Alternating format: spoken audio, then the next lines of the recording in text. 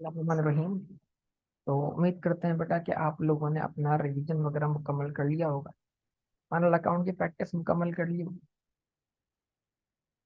ठीक है।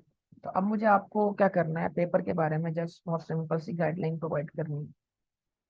देखें, अकाउंटिंग का पेपर जो है वो बाकी पेपर से मुख्तलिफ इसलिए है कि यहाँ पर आई कैप जो है वो आपको एक अगले मरहले में ले जाने के लिए तैयार कर रहा है। और वो अगला मरहला गैप लेवल का है, और वहाँ पर अकाउंटिंग के दो पेपर आपने देखने हैं। तो अगर आप यहाँ पर किसी भी तरह कमजोर रह जाते हैं तो आप नेक्स्ट लेवल के अंदर डिफिकल्टी फेस करते हैं। ठीक है? तो इसलिए इस पेपर का जो टेस्टिंग लेवल है वो मुख्तलिफ है बाकी पेपर के मुकाबले। इस चीज को सब लोग ध्यान में रखिएगा। जितना आप कॉन्सेप्चुअली क्लियर होंगे उतनी ज्यादा आपको आसानी होगी इस पेपर को पास करने में। तो आप सवालात से डरिए मत। सबसे पहली चीज, सवालात अच्छी तरह से आप रीड कीजिए और आपके दिमाग में जो कॉन्सेप्ट्स हैं उन कॉन्सेप्ट्स के हिसाब से उनके आंसर दीजिए। इंशाल्लाह आपका आंसर ठीक हो। ठीक है। तो याद रखिएगा, सबसे इंपॉर्टेंट चीज़ है कॉन्सेप्चुअल टेस्टिंग। तो अगर कॉन्सेप्चुअली आप ठीक हैं तो फिर इंशाल्लाह आपको कोई इसमें प्रॉब्लम नहीं होने वाली। अब मैं आपके सामने जो डिस्कशन करूंगा वो एरियाज का करूंगा कि जी आपको किस तरह से चीज़ें सोचनी होंगी। ठीक। आप लोग सुन रहे हैं मेरी बात को बेटा, सब लोग?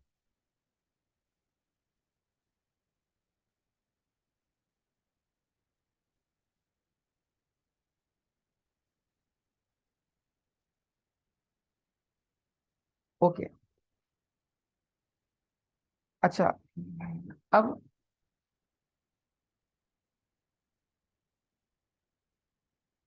किताब का सबसे पहला book keeping accounting. Book keeping का मतलब क्या है?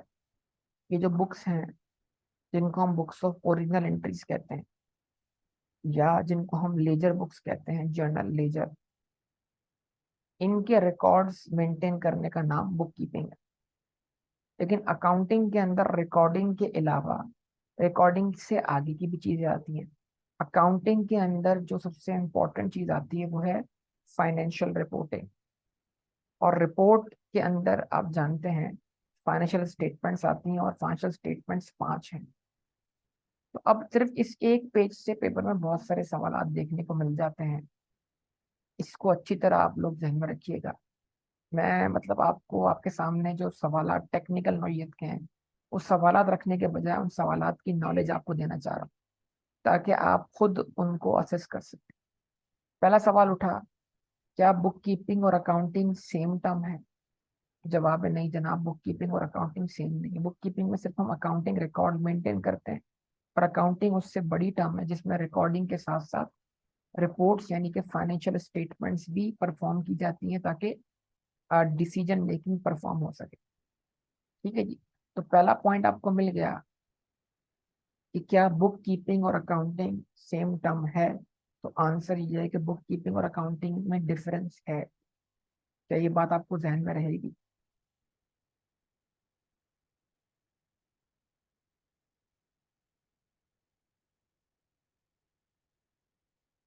अच्छा, फिर उसके बाद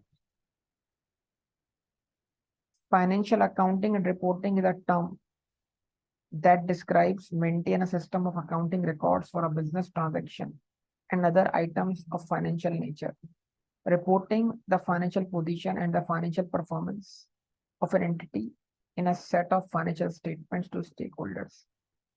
So, which two statements about financial accounting and reporting are correct?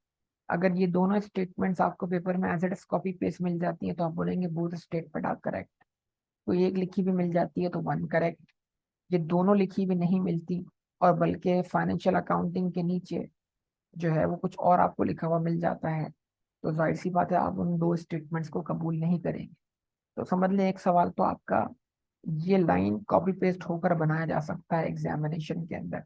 Examiner के सामने ये किताब है और वो ऑब्वियसली इस किताब के रेफरेंस से चीजें निकालना चाहता है। ठीक है जी। तो पहला पॉइंट हो गया, फाइनेंशियल अकाउंटिंग और रिपोर्टिंग दोनों सेम चीजें हैं। सॉरी क्या कहते हैं, बुक कीपिंग और अकाउंटिंग दोनों सेम चीजें हैं। तो आंसर है नो। फिर फर्क क्या हुआ दोनों में? अकाउंटिंग में रिपोर्टिंग भी शामिल है, और बुक कीपिंग के अंदर सिर्फ जो बुक्स ऑफ अकाउंट्स है उनको मेंटेन करना रिक्वायर्ड है। लेकिन ट्रायल बैलेंस बनने के बाद उसके बाद उनको फाइनलाइज करना, financial statements banana, this is not part of book keeping, this is part of accounting. ठीक। तो अकाउंटिंग में बुक कीपिंग है, ये चीज ध्यान में रखिएगा। लेकिन सिर्फ बुक कीपिंग ही अकाउंटिंग नहीं है, अकाउंटिंग में फाइनेंशियल स्टेटमेंट भी बनती है। अच्छा जी, यहाँ तक क्लियर? अब एक सवाल है जो मैं आपको बार बार बता चुका हूँ। विच ऑफ द, या sorry, what is the complete set of financial statements? Financial statement के कंप्लीट सेट में क्या क्या चीजें शामिल होती हैं? तो याद होगा आपको, number one, statement of financial position. ठीक है जी। स्टेटमेंट ऑफ, देखो प्रॉपर नाम लेना, स्टेटमेंट ऑफ फाइन तरतीब से। Number one, statement of financial position. Number two, statement of comprehensive income या प्रॉफिट और loss account. Number three, statement of changes in equity. Number four, statement of cash flows. And number five, notes to the accounts.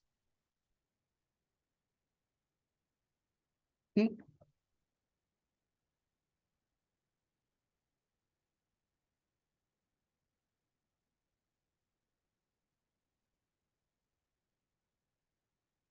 अच्छा जी, अब एक सवाल इस तरह, इससे एक सवाल बना लेते हैं बैठे बैठे। वो सवाल क्या बना?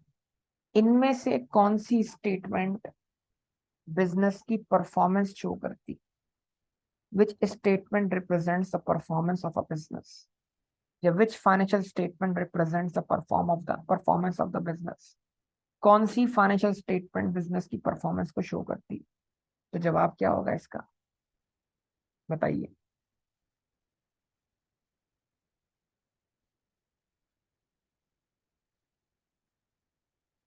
जवाब होगा SOCI, statement of comprehensive income.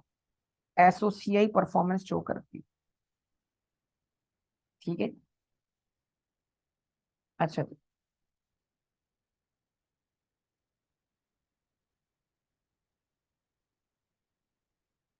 which statement represents financial position of a business?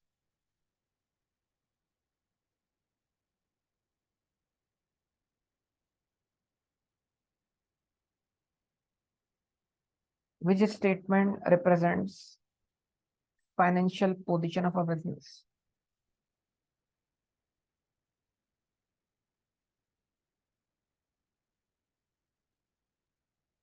Obviously इसका आंसर है SOFP, statement of financial position. अच्छा जी, which statement represents movement in equity? कौन सी स्टेटमेंट है जो इक्विटी की मूवमेंट शो करती है? जवाब होगा statement of changes in equity.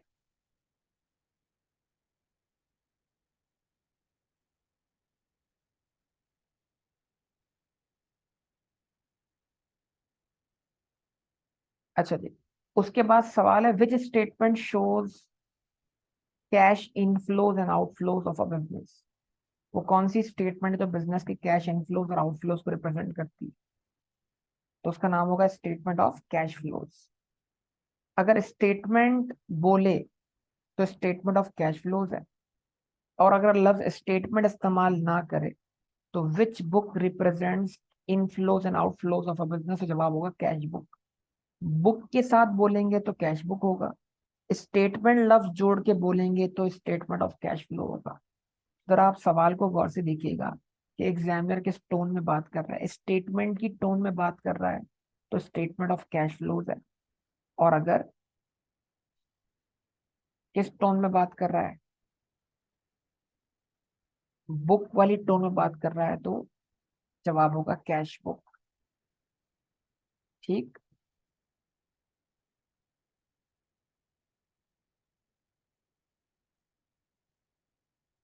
अच्छा, अब ये तमाम बातें आपके सामने यहाँ पर आ गई।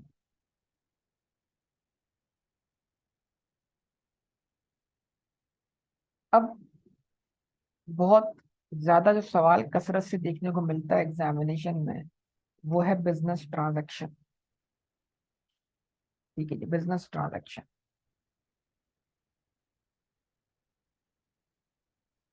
Which of the following two are the business transaction? Which of the following two are not the business transaction? ठीक है। इनमें से कौन सी ट्रांजैक्शन बिजनेस ट्रांजैक्शन है और इनमें से कौन सी ट्रांजैक्शन बिजनेस ट्रांजैक्शन नहीं है? ठीक। ये पेपर में बड़ा कसरत से देखने को मिलता है। अब मैं आपको एक आसान हिंट देता हूँ, उसको दिमाग में बिठा लें बेटा। जिस ट्रांजैक्शन की डबल एंट्री आपको बनती हुई दिख रही है, वो बिजनेस ट्रांजैक्शन है, बस खत्म हो गई बात। और जिस ट्रांजैक्शन की डबल एंट्री, यानी जो ट्रांजैक्शन एक न्यूज है, एक नॉलेज है, खबर है, और उसका फाइनेंशियल स्टेटमेंट्स के ऊपर या अकाउंटिंग परफॉर्म करते वक्त या बुक कीपिंग परफॉर्म करते वक्त कोई इफेक्ट आपको देखने को नहीं मिल रहा, वो बिजनेस ट्रांजैक्शन नहीं है।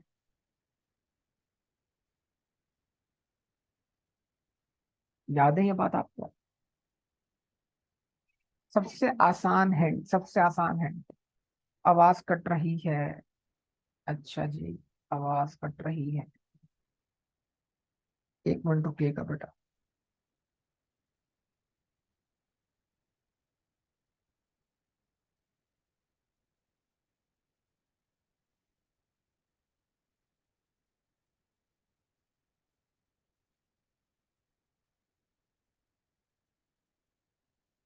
जी बेटा, आप सही, आवाज सही है।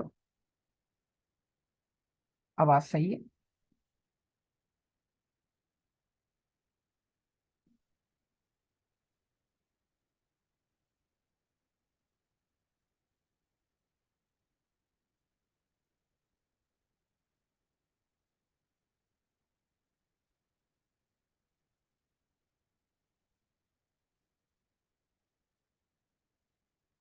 ओके जी, अब ज्यादा बेहतर हो जाएगी इंशाल्लाह। ओके ना जी।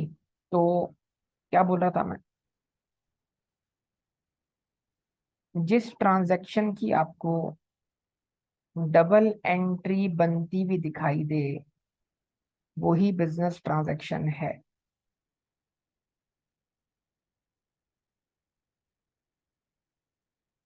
ये बात आपको समझ में आई या नहीं है?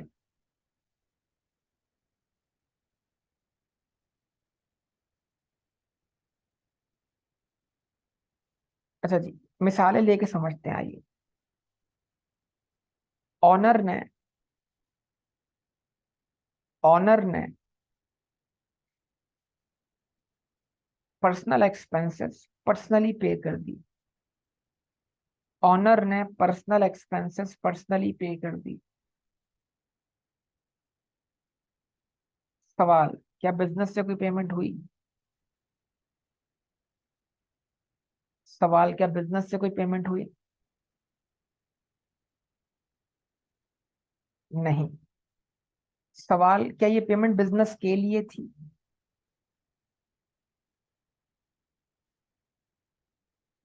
क्या ये पेमेंट बिजनेस के लिए थी?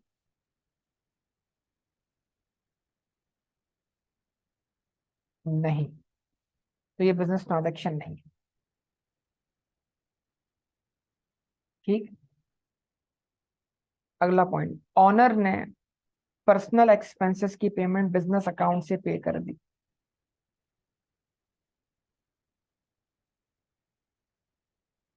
क्या ये बिजनेस ट्रांजैक्शन है?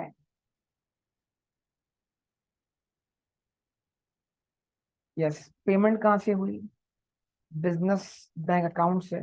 तो बिजनेस का कैश या बैंक क्या हो गया? क्रेडिट हो गया। और ड्राइंग अकाउंट डेबिट करना पड़ा, डबल एंट्री बन गई। यस, ये बिजनेस ट्रांजैक्शन है। अच्छा जी। ऑनर ने पर्सनल बैंक अकाउंट से बिजनेस के लिए पेमेंट कर दी। ऑनर ने पर्सनल बैंक अकाउंट से बिजनेस के लिए पेमेंट कर दी।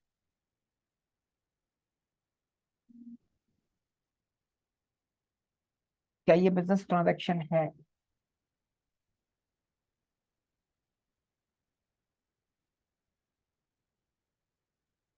जी ये बिजनेस ट्रांजैक्शन है। वजह क्या है इसकी, समझिएगा वजह क्या है।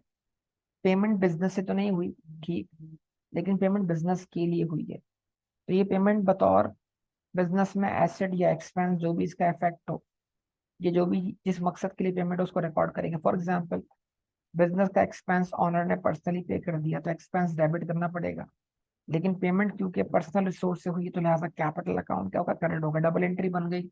ये बिजनेस ट्रांजेक्शन है। अच्छा, अब आपको एग्जामिनर कहाँ कहाँ डिसीव करता है, देखिए एक जुमला एग्जामिनर बोलेगा कि bank overdraft facility has been sanctioned. आपको बैंक की तरफ से बैंक ओवरड्राफ्ट फैसिलिटी मिली है कि आप चाहें तो अपने करंट अकाउंट को ओवरड्राफ्ट भी कर सकते हैं। तो क्या फैसिलिटी का मिलना बिजनेस ट्रांजैक्शन है? क्या फैसिलिटी मिलने की हम कोई डबल एंट्री पास कर रहे हैं?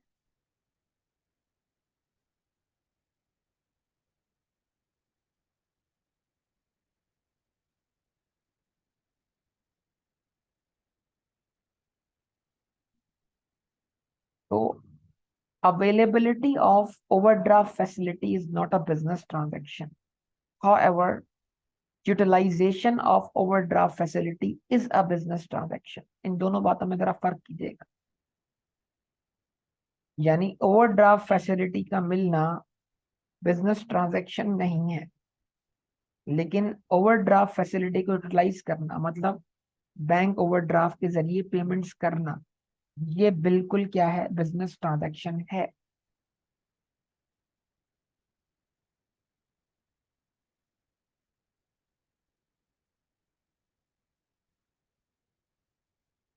दोनों बातों का फर्क समझ में आ गया।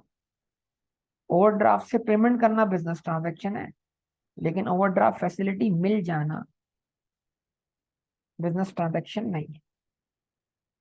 अच्छा, इस तरह आपने एम्प्लॉय को अपॉइंट किया, एम्प्लॉय को जॉब पे रखा, तो जॉब पे रखने की कोई डबल एंट्री बनती है क्या?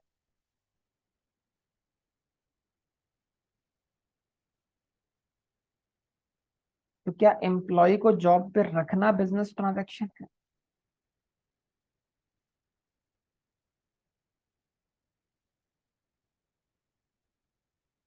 या एम्प्लॉय को सैलरी पे करना बिजनेस ट्रांजैक्शन?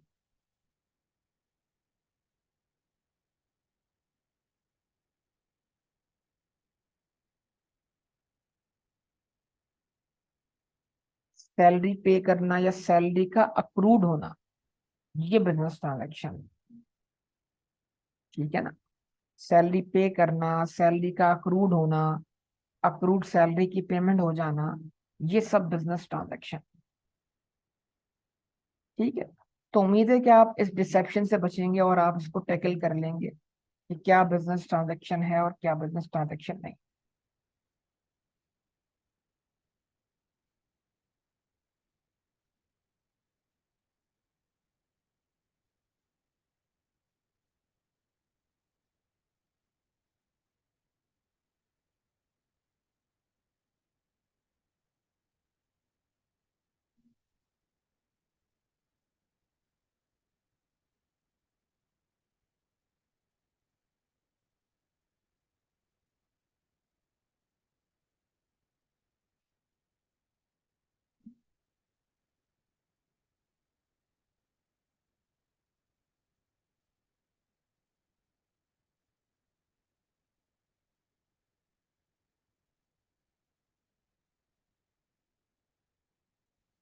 यहाँ पर एग्जाम्पल्स थी, आप लोगों ने इसको जरूर पढ़ा होगा मेरे ख्याल से।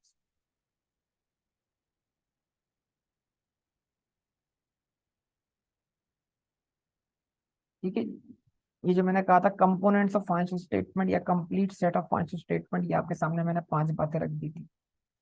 तो परफॉर्मेंस कौन शो कर रहा है, कॉम्प्रिहेंसिव इनकम। पोजीशन कौन शो कर रहा है, स्टेटमेंट ऑफ फाइनेंशियल पोजीशन। बाकी दीगर बातें भी मैंने आपके सामने रखी।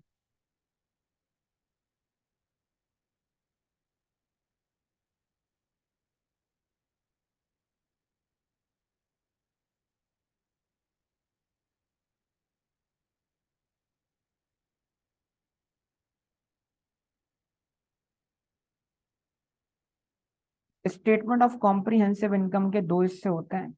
It consist of two parts. पहले का नाम है स्टेटमेंट ऑफ प्रॉफिट और लॉस अकाउंट, और दूसरे हिस्से का नाम है statement of other comprehensive income. लेकिन ये क्लियरली इंडिकेट हुआ हुआ, it is not part of your syllabus. ये आप अपने कैफ लेवल में पढ़ रहे होंगे, लेकिन फिर भी स्टडी टेक्स्ट में मेंशन है तो आप बोलेंगे statement of comprehensive comprises two statements. Statement of profit और लॉस अकाउंट जो कि आपको बनाना आती है नेट प्रॉफिट तक, उसके अंदर एक और चीज ऐड होती है, other comprehensive income. Other comprehensive income does not mean other income. Other income is part of statement of profit और लॉस। अदर कॉम्प्रिहेंसिव इनकम कोई और चीज है जो अभी आपकी नॉलेज में नहीं है, because it is not in your syllabus. ध्यान में रखिएगा। तो other comprehensive income does not mean other income. Other comprehensive income does not mean other income. Other income is part of profit और लॉस अकाउंट, और जिसको आप GP के बाद ऐड करते हैं। तो अदर इनकम कहाँ आएगी अगर ऐसा कोई सवाल आता है पेपर के अंदर? ये अदर इनकम प्रॉफिट और लॉस अकाउंट में जाएगी, या other income other comprehensive income में जाएगी? तो ऑब्वियसली जब अदर कॉम्प्रिहेंसिव इनकम आपके कोर्स का पार्ट ही नहीं है, तो यहाँ जाने का कोई रीजन बनता नहीं है आपके लिए। ठीक, ये चीज ध्यान में रखिएगा आप लोग। अब आप बोलेंगे सर अदर कॉम्प्रिहेंसिव इनकम क्या है, थोड़ा सा आइडिया दें। अच्छा, कुछ इस तरह के हमारे पास गेन हो सकते हैं जो असल में हमने कमाए ना हो, लेकिन फिर भी उनको हम गेन दिखाना चाहते हो। इसकी मैं आपको एक मिसाल देना चाहता हूँ, मिसाल देके आपको समझा दूंगा। आपने एक प्रॉपर्टी बाय की 40 लाख रुपए की। एक साल बाद वो प्रॉपर्टी हो गई है 50 लाख रुपए की, लेकिन आपने अपनी बेची नहीं है। अगर आप बेचें, सेल करें, तो आपको कितना गेन होगा बताइए?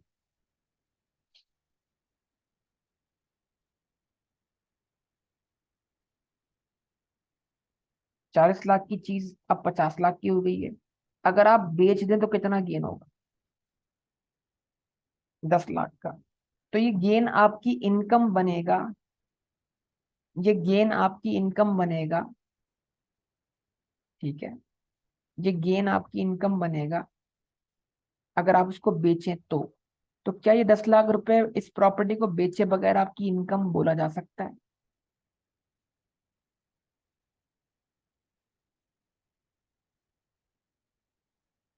नो।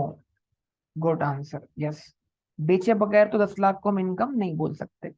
लेकिन आपने एक चीज खरीदी है 40 लाख की, अब हो गई है 50 लाख की, आपको खुशी होगी कि हाँ यार मेरी चीज जो है ना, ये 40 लाख से कितने की हो गई है? 50 लाख की।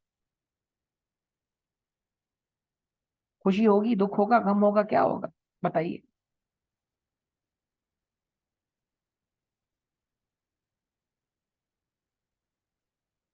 तो बस इस खुशी को रिकॉर्ड करने के लिए स्टेटमेंट ऑफ कॉम्प्रिहेंसिव इनकम में एक अलग पोर्शन बनाया गया है जिसका नाम है अदर कॉम्प्रिहेंसिव इनकम, जिसमें हम एक ऐसा गेन दिखाना चाहते हैं जो अभी हमने कमाया तो नहीं है, लेकिन अगर हम उस चीज को बेच दें तो वो गेन हम कमा सकते हैं।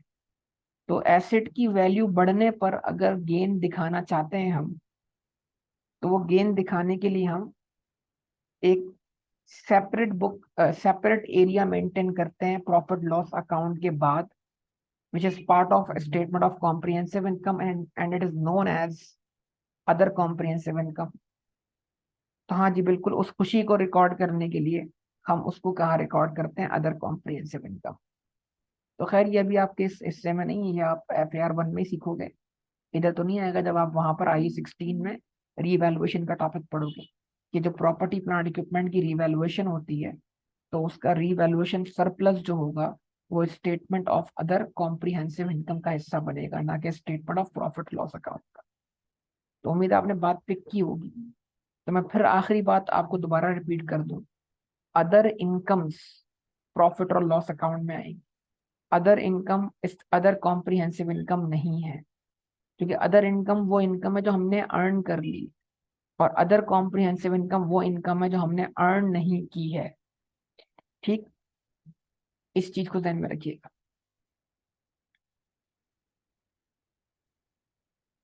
क्लियर है यहाँ तक बेटा आपको बात सारी?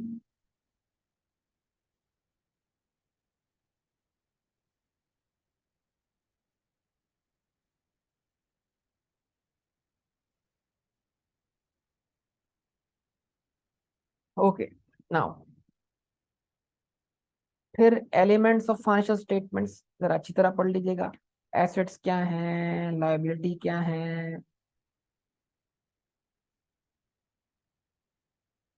पेपर के अंदर बहुत ज्यादा डेफिनेशन आ रही हैं किस चीज की, करंट एसेट्स की।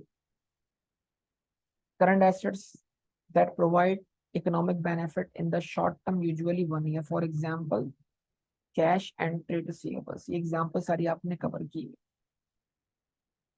ठीक है जी। उसके बाद लाइबिलिटी की डेफिनेशन आती है, फिर आप जानते हैं present obligation as a result of past obligating event. ठीक है, the settlement of visitors and outflow of economic resources. फिर करंट लायबिलिटी क्या है, amount payable by the entity within 12 months, for example trade payables and utility bills payable. ठीक है जी। Non current liability, amount payable more than 12 months after the reporting date, for example long term bank loan. सारी बातें आपसे शुरू में हो चुकी थी, लेकिन ये डेफिनेशन एग्जामिनर पूछता है तो बराए मेहरबानी इनको जरा जहन में रखिएगा। ठीक है। इसमें सबसे इंपॉर्टेंट डेफिनेशन जो है ना वो है इनकम की। ये पेपर में बहुत आती है, इनकम क्या है। इनकम अराइज फ्रॉम, देखें इनकम क्या है। इनकम आपके पास दो तरीकों से अराइज होती है। एक, आपके एसेट्स में इजाफा हो जाए बिजनेस के ऑपरेट करने से। बिजनेस के अगर ऑपरेशंस की वजह से आपके एसेट्स ग्रो कर रहे हैं और इनके ग्रो करने की वजह बिजनेस का ऑनर नहीं है, मतलब एडिशनल कैपिटल नहीं, तो एडिशनल कैपिटल लाए बगैर आपके अगर एसेट्स में क्या हो रहा है, इजाफा हो रहा है, तो फिर वो वजह इक्विटी नहीं है, बल्कि उसको इक्विटी से हटकर क्या बोला गया, इनकम बोला गया।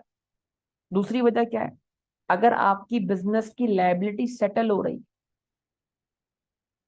अगर आपकी बिजनेस की लायबिलिटी क्या हो रही है, सेटल हो रही, लेकिन लायबिलिटी सेटल होने के बावजूद भी आपके बिजनेस के रिसोर्सेज में कमी नहीं आ रही, तो रिसोर्सेज में एसेट्स में कमी आए बगैर लायबिलिटी क्या हो रही है, सेटल हो रही है, तो फिर आप एक तरफ लायबिलिटी कम कर देंगे, दूसरी तरफ आप अपनी इनकम बढ़ा देंगे।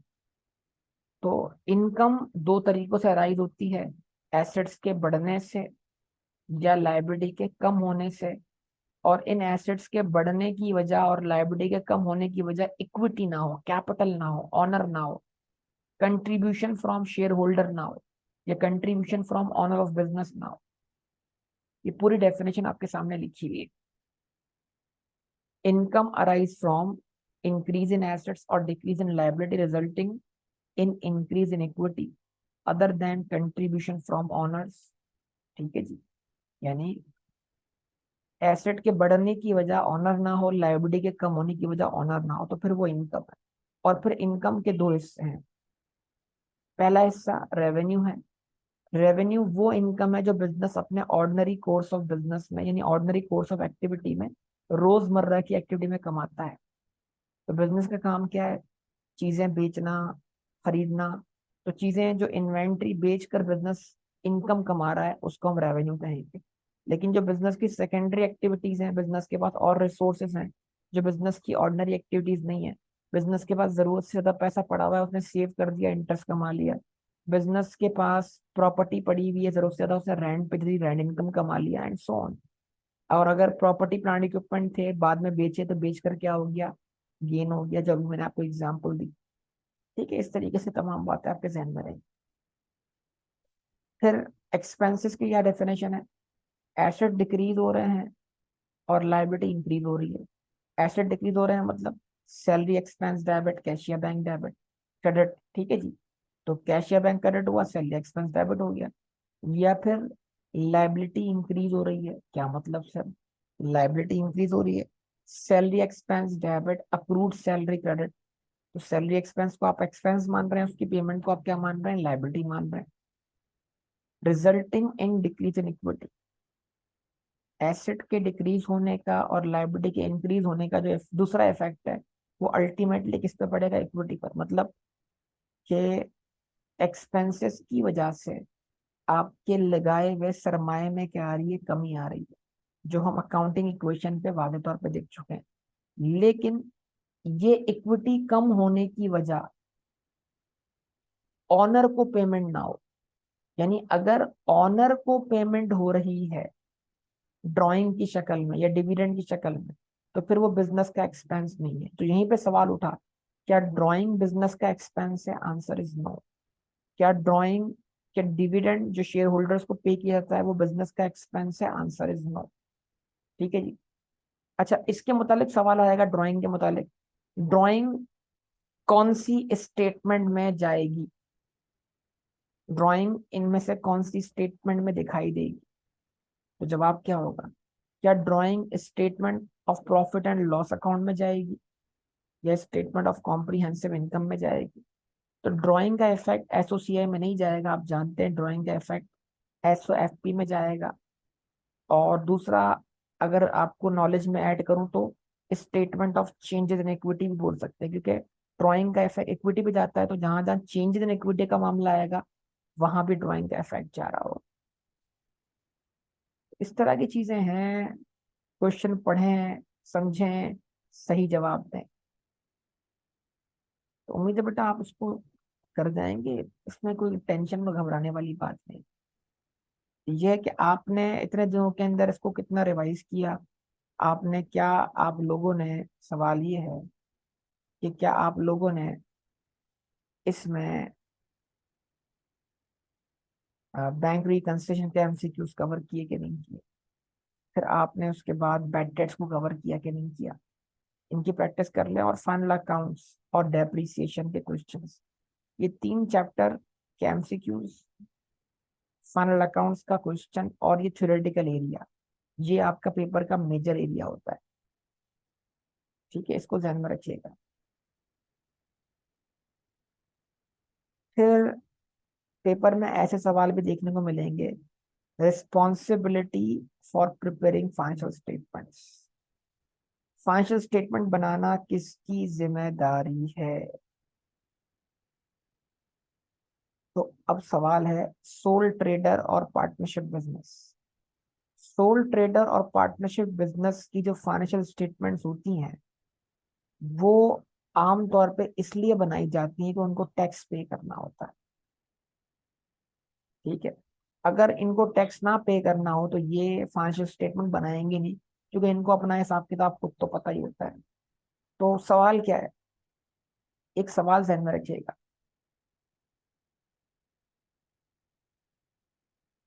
फाइनेंशियल स्टेटमेंट्स बाज दफा आप कानूनी तौर पे बना रहे होते हैं, कानून आपको मजबूर कर रहा होता है फाइनेंशियल स्टेटमेंट बनाने के लिए। तो सवाल, क्या सोल ट्रेडर और पार्टनरशिप को कानूनी तौर पर फाइनेंशियल स्टेटमेंट बनानी है? तो जवाब क्या है, there may be no obligation to prepare financial statement. Sole trader और पार्टनरशिप बिजनेस को आमतौर पर कानूनी एतबार से फाइनेंशियल स्टेटमेंट नहीं बनानी होती। उनको अगर बनानी होती है तो सिर्फ और सिर्फ टैक्स पर्पस के लिए, या फिर बैंक से लोन लेने के लिए उनको अपनी स्टेटमेंट्स बैंक को दिखानी होती है। यानी जब जब सोल ट्रेडर और पार्टनरशिप बिजनेस के अंदर स्टेक होल्डर्स की तादाद बढ़ेगी, यानी बैंक से अगर लोन लेना है तो बैंक स्टेक होल्डर बनने लगा है, टैक्स डिपार्टमेंट को टैक्स देना है तो टैक्स डिपार्टमेंट स्टेक होल्डर बनने लगा है। तो जैसे ही सोल ट्रेडर और पार्टनरशिप बिजनेस में स्टेक होल्डर्स की तादाद क्या होगी, बढ़ेगी, तो आपको उन स्टेक होल्डर्स के लिए फाइनेंशियल स्टेटमेंट बनानी पड़ेगी। लेकिन कंपनी वाले केस में फाइनेंशियल स्टेटमेंट्स बनेगी ही बनेगी। एक इदारा है, उसका नाम है SECP, security exchange commission of Pakistan, जो कि कंपनी को रेगुलेट करने वाली एक बॉडी है। तो कंपनीज को तो लाजमी फाइनेंशियल स्टेटमेंट बनाकर SECP को सबमिट करनी होती है।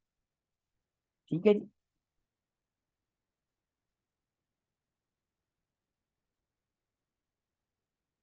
तो अब अगर सवाल आता है इसके अंदर कि सोल प्रोप्राइटरशिप और पार्टनरशिप को लाजमी फाइनेंशियल स्टेटमेंट बनानी है, जवाब इसका है नो।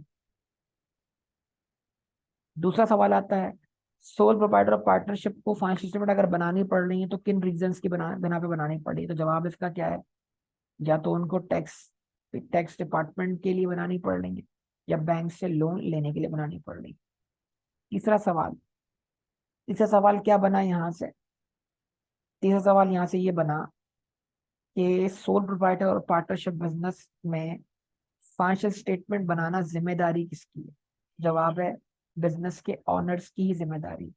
ठीक है, अब वो चाहे तो किसी बंदे को अपॉइंट कर सकते हैं बनवाने के लिए, लेकिन जिम्मेदारी किस पर है? जिम्मेदारी ऑनर्स पर ही है। ठीक है, ये क्लियरली लिखा हुआ है, फॉर विच ऑनर और partners are responsible. This is the key point. लेकिन अगर आप बात करते हैं किस चीज की, पार्टनरशिप बिजनेस,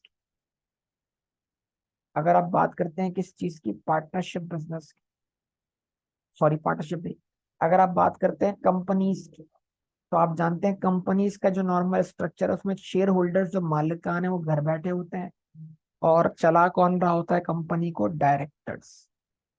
तो सवाल है, पहला पॉइंट,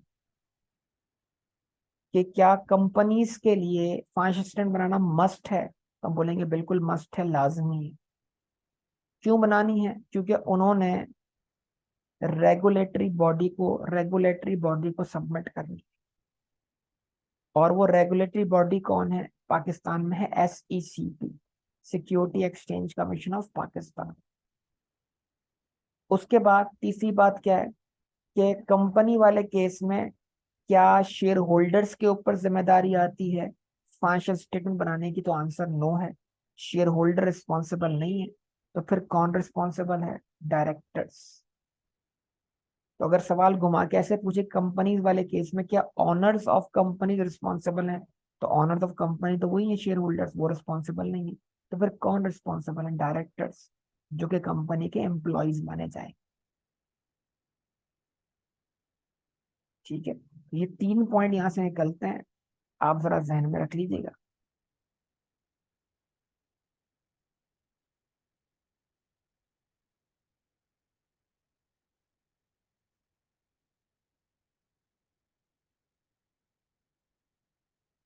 चौथा पॉइंट इसमें ये निकलता है कि क्या सोल प्रोवाइडर और पार्टनरशिप बिजनेस की फाइनेंशियल स्टेटमेंट्स का ऑडिट होगा? तो जवाब है जी, सोल प्रोवाइडर और पार्टनरशिप बिजनेस की जो फाइनेंशियल स्टेटमेंट्स का ऑडिट भी नहीं होगा।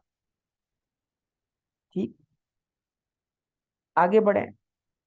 क्या कंपनीज की फाइनेंशियल स्टेटमेंट्स का ऑडिट होगा? यस, बिल्कुल, कंपनीज की फाइनेंशियल स्टेटमेंट का ऑडिट होगा। कंपनीज को अपनी फाइनेंशियल स्टेटमेंट किस किस को सबमिट करनी है? कंपनीज को अपनी financial statement number 1 regulatory body SECP को सबमिट करनी है, नंबर 2 स्टेक होल्डर को सबमिट करनी है। और अगर कंपनी पब्लिक कंपनी है, पब्लिक, तो फिर उसको अपनी फाइनेंशियल स्टेटमेंट जो है वो अपनी वेबसाइट पे भी अवेलेबल कर देनी होगी।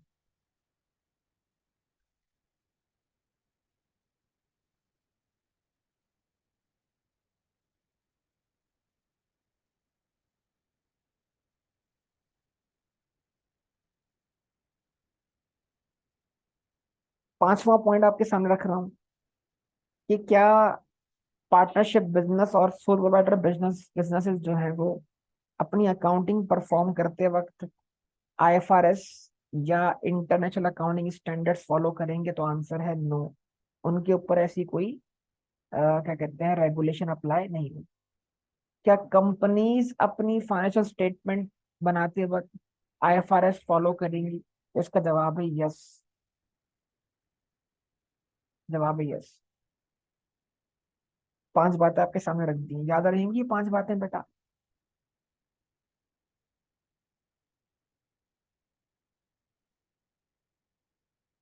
अच्छा,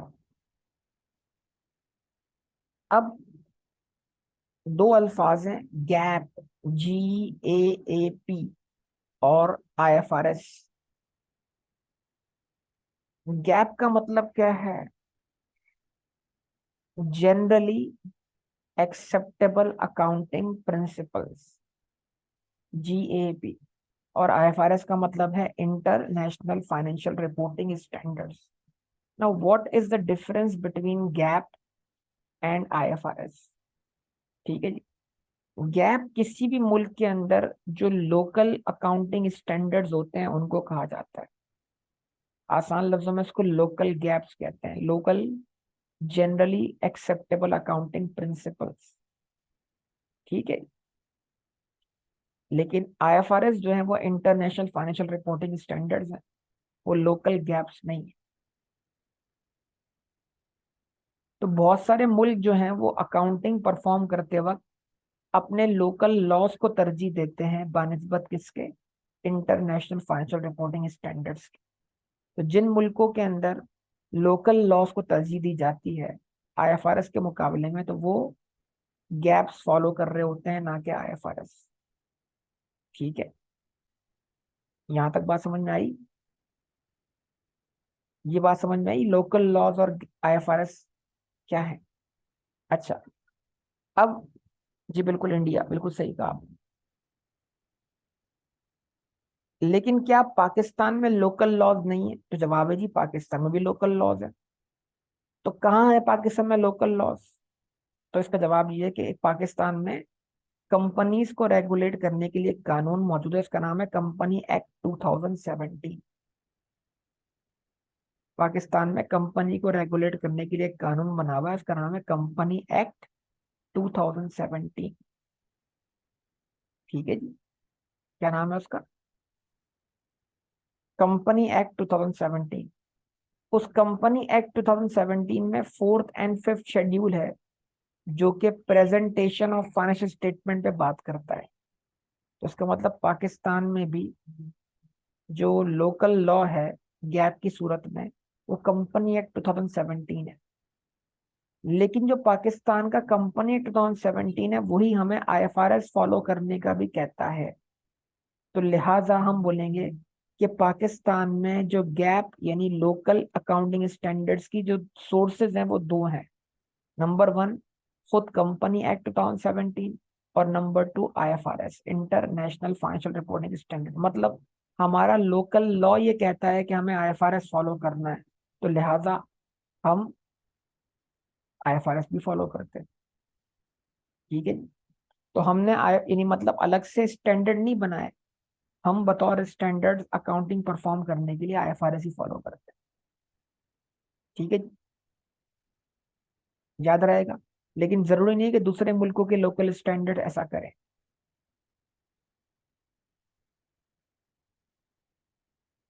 तो ये दो पॉइंट इंपॉर्टेंट हो गए।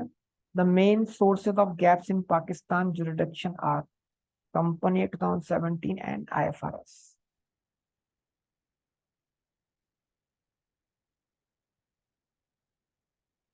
लेकिन जनरली आईएफआरएस जो है वो गैप का पार्ट नहीं होता। फिर ये आपने यूजर्स ऑफ फाइनेंशियल स्टेटमेंट तो पढ़ लिए होंगे, वैसे भी आईटीबी वगैरह के अंदर एक दफा इसको पढ़ा आपने होगा। अच्छी बात है। ये कुछ बुनियादी बातें थी जहां से पेपर अच्छा खासा आता है और मैंने आपसे डिस्कस करना जरूरी समझी। फिर कुछ आपके सामने ऐसा भी करें कि जिसमें कुछ चीजें जल्दी जल्दी आपको क्या हो जाए, रिकॉल हो जाए। ठीक है, आइए तो क्या करते हैं, चीजों को आगे बढ़ाते हैं। यहाँ तक सारी बात आपको क्लियर हो चुकी है? जो जो मैंने डिस्कशन किया वो आपने याद रखा है? चलें, अब बताएं फाइनल अकाउंट की क्या पोजीशन है।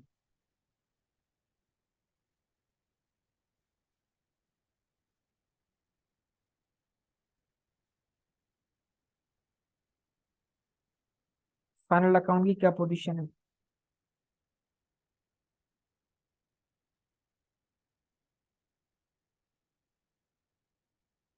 अरे भाई, एसओसीआई एसएफपी की क्या पोजीशन है?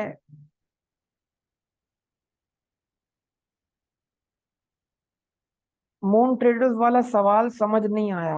अरे, कौन सी नई बात है? आईके को खुद समझ नहीं आया उसने क्या बनाया है मून ट्रेडर्स के अंदर, और आपकी मौजूदा किसी बुक में भी नहीं है। आप छोड़ें, इसको इग्नोर करें। मून ट्रेडर्स के हवाले से मैं आपको एक बात समझा दूं कि जो आपके कॉन्सेप्ट है ना वो भी तबाह हो जाएंगे अगर आपने वो सोल्यूशन फॉलो कर लिया उसका। देखिए, मून ट्रेडर के अंदर सिस्टम चल रहा है पीरियोडिक, और पीरियोडिक सिस्टम के तहत जो भी एडजस्टमेंट्स होंगी वो परचेज अकाउंट पर होंगी, लेकिन उसके सोल्यूशन में वो क्लोजिंग इन्वेंट्री पर भी वही एडजस्टमेंट डबल परफॉर्म कर रहा है, डुप्लीकेशन कर रहा है।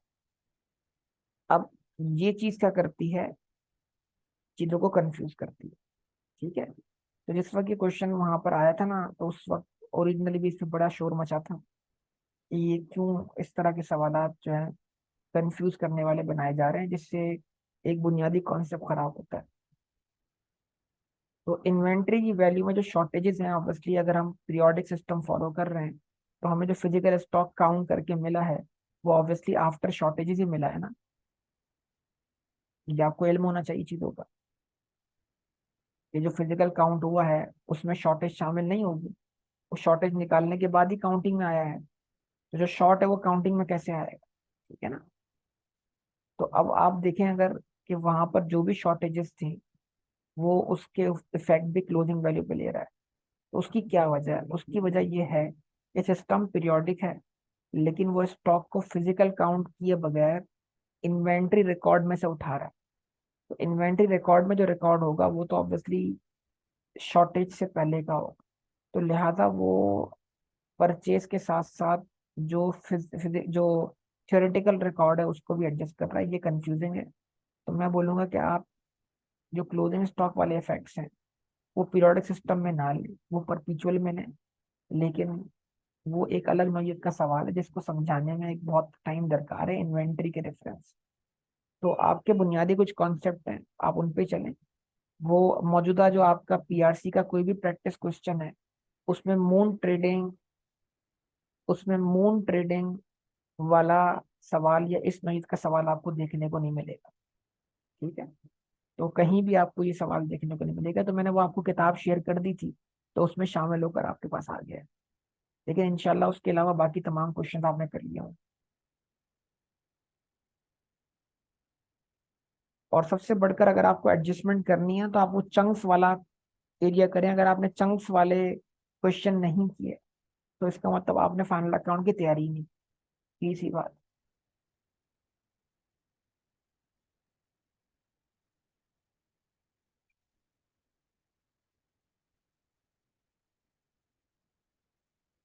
तो ये दो सवाल मुझसे राफे ने भी किया था, मुनीब ने भी किया था।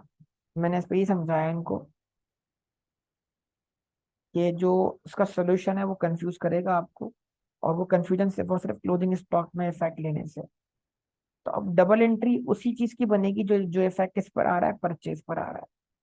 लेकिन जो क्लोजिंग स्टॉक से प्लस या माइनस परफॉर्म हो रहा है उसकी कोई डबल एंट्री नहीं है, क्योंकि पीरियोडिक सिस्टम के तहत जो स्टॉक फिजिकली काउंट होता है वो शॉर्ट होता है। लेकिन वो जो आपको स्टॉक उसने उठा के दिया है वो इन्वेंट्री रिकॉर्ड से उठा के दिया, जो कि इन्वेंट्री लेजर कार्ड का रिकॉर्ड है, ना कि गोडाउन का रिकॉर्ड। बहरहाल अभी थोड़ा कंफ्यूजिंग चीजें हैं, इसमें आपको परेशान होने की जरूरत नहीं है। जो नॉर्मल आपका कॉन्सेप्ट है उसको आप अप्लाई करें।